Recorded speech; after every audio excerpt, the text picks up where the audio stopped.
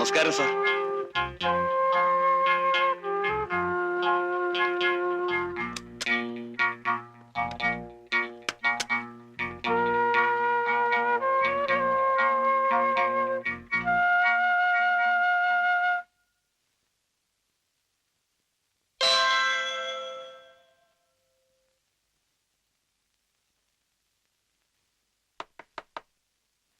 Yes, come in.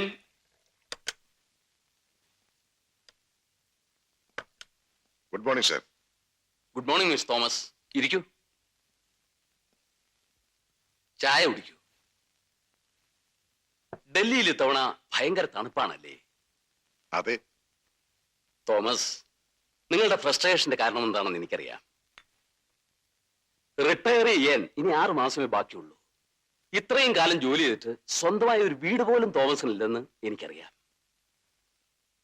I know it Thomas. നമ്മുടെ government പുതിയൊരു paper factory തുടങ്ങാൻ പോകുന്ന വിവരം തോമസിന് അറിയാമല്ലോ.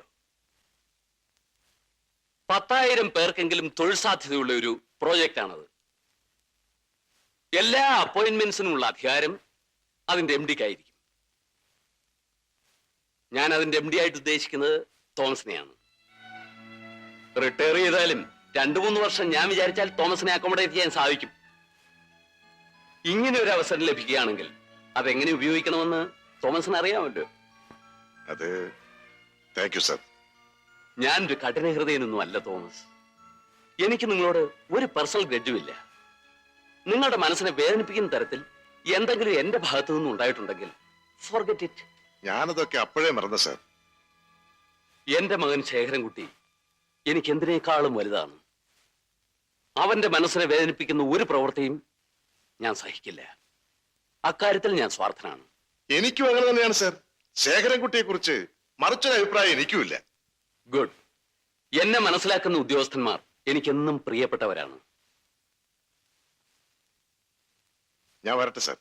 ആ പിന്നെ ശേഖരൻകുട്ടി തിരുവനന്തപുരത്ത് നിന്നും വിളിച്ചിരുന്നു. നിങ്ങൾ ഇടപെടേണ്ട എന്തോ പ്രശ്നമുണ്ടെന്ന്. അതെന്താന്ന് വെച്ചാൽ ചെയ്തു കൊടുത്തേര്. ശരി സർ.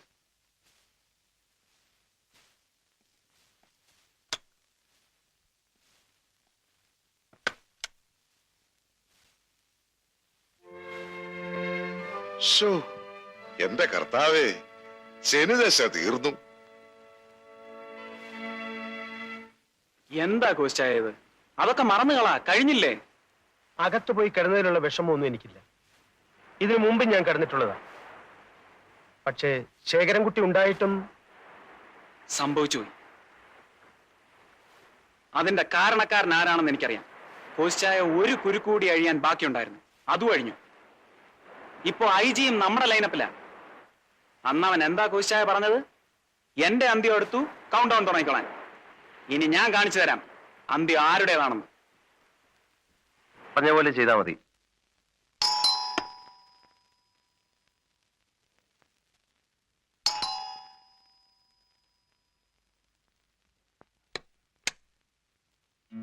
ഹലോ.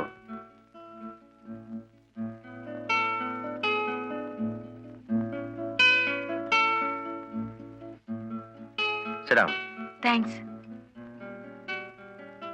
2 ദിവസമായി ഞാൻ ഫോൺ ചെയ്യുന്നു. സാഗർ ബിസി ആയിരുന്നോ?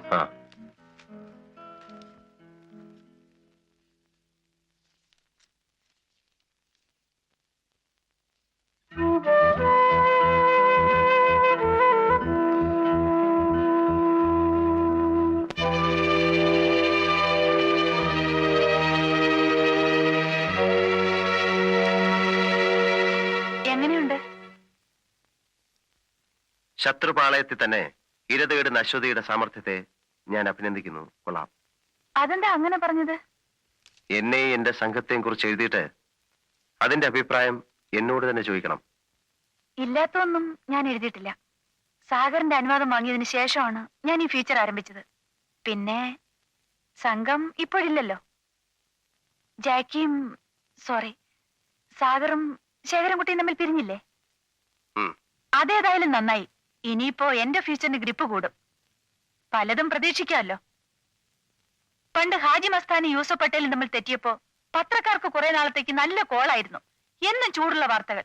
Action and reaction. രണ്ടാടുകളെ തമ്മിൽ കൂട്ടിയിടിപ്പിച്ചിട്ട് നടുക്ക് നിന്ന് ചോര കുടിക്കാൻ ശ്രമിച്ച കുറുക്കന്റെ കഥ അശ്വതിക്ക് കേൾക്കണം. അയ്യോ, ഞാൻ ആ അർത്ഥത്തിൽ പറഞ്ഞതല്ല. ഏതർത്ഥത്തിൽ പറഞ്ഞാലും തമ്പുരാട്ടിക്കുട്ടിയുടെ ഈ കൊച്ചു തലയിൽ ഒരുപാട് വക്രതയുണ്ട്.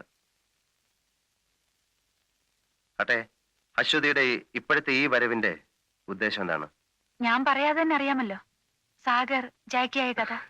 അതെന്തറിയാനാ, സ്വന്തമായിട്ട് അങ്ങ് എഴുതിയാ മതി. അതുപോരാ. അങ്ങനെയായിരുന്നെങ്കിൽ ഞാൻ ഇത്രയും ബുദ്ധിമുട്ടി സാഗറിന്റെ പുറകെ നടക്കണമായിരുന്നോ? പുലിവാലായല്ലോ. അബദ്ധത്തിന് ഞാനൊന്ന് സമ്മതിച്ചു പോയി. അശ്വതി, ഈ കഥയൊക്കെ പറയുന്നതിന് ഒരു മൂഡ് വേണം. I am not in a mood. വേണ്ട, എനിക്ക് തിരക്കൊന്നുമില്ല. ഞാൻ വീണ്ടും വരാം. ഓക്കെ.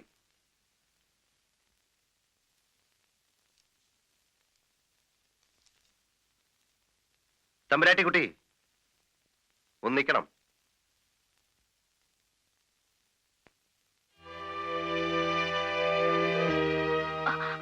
അതിലൊന്നുമില്ല.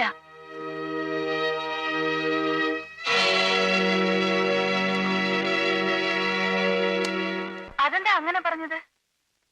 എന്നെ എന്റെ സംഘത്തെയും കുറിച്ച് എഴുതിയിട്ട് അതിന്റെ അഭിപ്രായം എന്നോട് തന്നെ ചോദിക്കണം. ഇല്ലാത്തൊന്നും ഞാൻ എഴുതിയിട്ടില്ലല്ലോ. ഇതെന്റെ ശബ്ദമാണ്. കോടതി ചെന്നാൽ ഇതൊരു തെളിവാണ്. അയ്യോ, പിന്നെ എനിക്ക് അങ്ങനെ ദുരുദ്ദേശമൊന്നുമില്ല. It is routine. അശ്വതി വർമ്മയുടെ ഉദ്ദേശം നിർദോഷമായിരിക്കും. But I have to safeguard my interest. That's also routine.